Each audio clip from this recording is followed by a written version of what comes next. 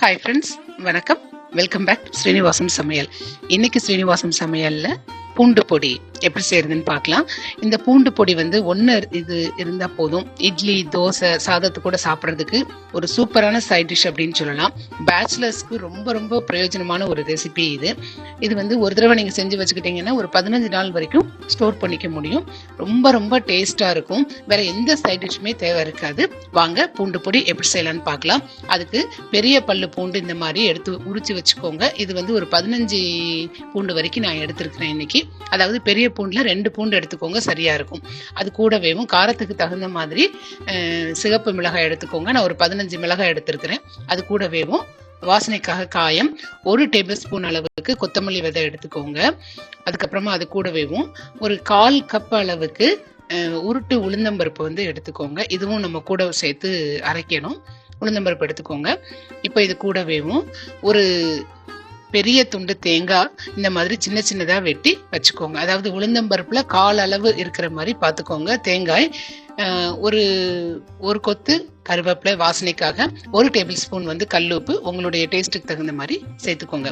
இதுதான் இப்போ நம்ம பூண்டு பொடி செய்யறதுக்கு உண்டான பேசிக்கான பொருட்கள். வாங்க பூண்டு பொடி செய்ய ஆரம்பிச்சிடலாம். இப்போ இந்த மாதிரி ஒரு டீப்பான வாணலி எடுத்துக்கோங்க. இந்த வாணலியில வந்து 1 டேபிள் ஸ்பூன் வந்து நல்லெண்ணெய் சேர்த்துக்கோங்க.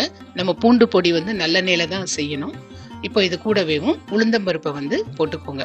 உளுந்தம்பருப்பு வந்து பொன்னிறமா ஆகிற வரைக்கும் நல்லா வறுத்துக்கோங்க. ஸ்டவ்வை வந்து சிம்லேயே வச்சுக்கோங்க. இந்த மாதிரி ஒவ்வொரு பொருளையும் வறுத்துட்டு தான் நம்ம மிக்சியில போட்டு அரைக்கணும். இப்போ இந்த மாதிரி ஆயிருக்கணும். அப்படியே பொரிஞ்சு வரும் எண்ணெயெல்லாம் அந்த பதத்துல வந்து வறுத்துக்கோங்க. இது கூடவேவும் இப்போ ஒரு 1/2 ஸ்பூன் அளவுக்கு பெருங்காயம் சேர்த்துக்கோங்க.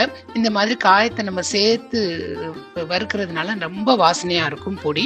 இப்போ இந்த பதத்துக்கு வந்து நம்ம வறுத்துக்கிடணும். இதை தனியா ஒரு பாத்திரத்துல டிரான்ஸ்ஃபர் பண்ணி வச்சுக்கோங்க. இப்போ இது கூடவேவும் இதே பேன்லயேவும் நம்ம எடுத்து வச்சிருந்த மிளகாய் வத்தலை வந்து வறுத்துக்கோங்க. வத்தல் நிறம் மாறாம நல்லா கொஞ்சம் அப்படியே மொறுமொறுன்னு ஆகிற வரைக்கும் வறுத்துக்கிட்டா போதும். இந்த பதம் வந்து சரியான பதம் போதும். இப்போ இதை எடுத்துடலாம். இப்போ இது கூடவேவும் அந்த 1 டேபிள் ஸ்பூன் அளவுக்கு இருக்கிற கொத்தமல்லி, கொஞ்சமா கருவேப்பிலை, இது ரெண்டையும் வந்து நல்லா கொஞ்சம் கிறிஸ்ப் ஆகுற மாதிரி வறுத்துக்கோங்க. போதும். கொத்தமல்லி விதை வந்து இந்த அளவுக்கு சேர்த்தா போதும், ரொம்ப சேர்க்க வேண்டாம். இப்போ இது கூடவேவும் நம்ம எடுத்து வச்சிருந்த தேங்காயை வந்து போட்டுக்கோங்க. தேங்காய் வந்து நல்லா ப்ரௌன் ஆகுற வரைக்கும் நம்ம வதக்கிக்கிடணும். ஏன்னா ஒரு 15 நாள் வரைக்கும் நம்ம ஸ்டோர் பண்ணுவோம். அதனால தேங்காயில இருந்து தேங்காய் எண்ணெய் இந்த மாதிரி பிரிஞ்சு வர்ற அளவுக்கு வந்து நீங்க வறுத்துக்கிடணும். அப்பதான் வந்து கெட்டு போகாம நல்லா இருக்கும். இந்த மாதிரி வறுத்துக்கோங்க. இது வந்து சரியான பதம். இப்ப இதை எடுத்து வச்சிருங்க. இது கூடவேவும் நம்ம எடுத்து வச்சிருந்த பூண்டு எல்லாத்தையும் வந்து லேசா அம்மியில 1 குத்தலா தட்டி இந்த மாதிரி சேர்த்துக்கோங்க. இந்த மாதிரி போடுறதுனால வந்து பூண்டு நல்லா வந்து வதங்கிரும். பூண்டு வந்து பாத்திரத்துல ஒட்டாம இந்த மாதிரி பதத்துக்கு வரும். ஃபர்ஸ்ட் வந்து ஒட்டும், அதுக்கப்புறம் கொஞ்சம் வதக்க இந்த மாதிரி ஒட்டாம நல்லா எண்ணெய் எல்லாம் பிரிஞ்சு வந்துடும். நம்ம சேர்த்திருந்த நல்லெண்ணெய், பூண்டு எண்ணெய் எல்லாமே பிரிஞ்சு வந்துடும். நீங்க தேவைப்பட்ட எண்ணெய் கூட இடையில கொஞ்சம் ஊத்தி வதக்கிக்கோங்க. இப்ப இது எல்லாத்தையும் இந்த மாதிரி ஆற வச்சிருங்க. ஆற வச்சதுக்கு அப்புறமா வந்து நம்ம ஒண்ணா வந்து மிக்சியில போட்டு அரைக்கணும். முதல்ல வந்து தேங்காயும் உளுந்தம்பருப்பு அரைச்சுக்கோங்க. அதுக்கப்புறமா வத்தலும் மல்லியும் சேர்த்துக்கோங்க. ஏன்னா தேங்காய் உளுந்து அரைக்கிறதுக்கு வந்து கொஞ்சம் டைம் ஆகும். இது இந்த மாதிரி எடுத்து வச்சுக்கோங்க ஒரு மிக்சியில. இப்ப இது கூடவேவும் நம்ம எடுத்து வச்சிருந்த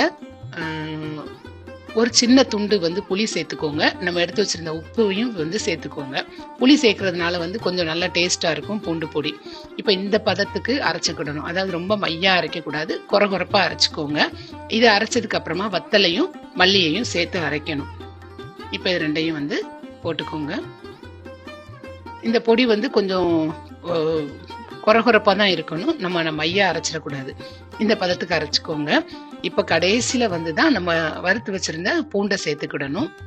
இந்த மாதிரி வதக்கிடணும் பூண்டை. அதையும் வந்து அரைச்சிடணும். இப்ப நம்ம சூப்பரா ரெடி பண்ணிட்டோம்.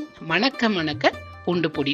இந்த பூண்டு பொடி வந்து இட்லி கூட சாப்பிட்றதுக்கு ரொம்ப சூப்பரா இருக்கும். இட்லி இந்த பூண்டு பொடி கொஞ்சமா நல்லெண்ணெய் விட்டாலும் சரி, இல்லை விடாம சாப்பிட்டாலும் சரி, ரொம்ப நல்லா இருக்கும்.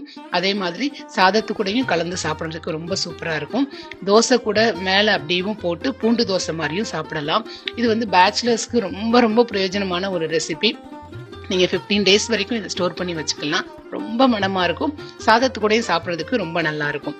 இன்னைக்கு நான் வந்து கீ ரோஸ்ட்டும் பூண்டு பொடி அப்படியே மேலே தூவிட்டு எங்கள் வீட்டில் நான் செஞ்சுருக்கிறேன். இது வந்து ரொம்ப டேஸ்ட்டாக இருந்துச்சு. பூண்டு பொடி.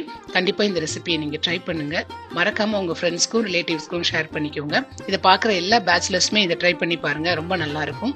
தோசை கூட இட்லி கூட எல்லாம் சாப்பிட்றதுக்கு. இந்த வீடியோ உங்களுக்கு பிடிச்சிருந்துச்சுன்னா மறக்காம ஸ்ரீனிவாசன் சமையலுக்கு சப்ஸ்கிரைப் பண்ணுங்க.